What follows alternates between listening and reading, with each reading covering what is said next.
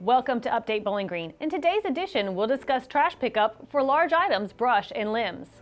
If you reside within the City of Bowling Green limits, Scott Waste Services provides your trash pickup. Oftentimes, residents call the city regarding the disposal of large items or brush and limbs.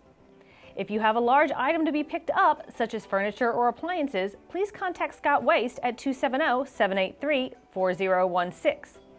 If you have brush or limbs that need to be picked up, please remember that it must be cut less than 5 feet in length and 6 inches in diameter. The brush must be placed in a trash receptacle or tied in a small bundle at the curb. Scott Waste can dispose of 3 cubic yards per week. If brush is cut by a contractor or lawn service, that company must also remove the waste.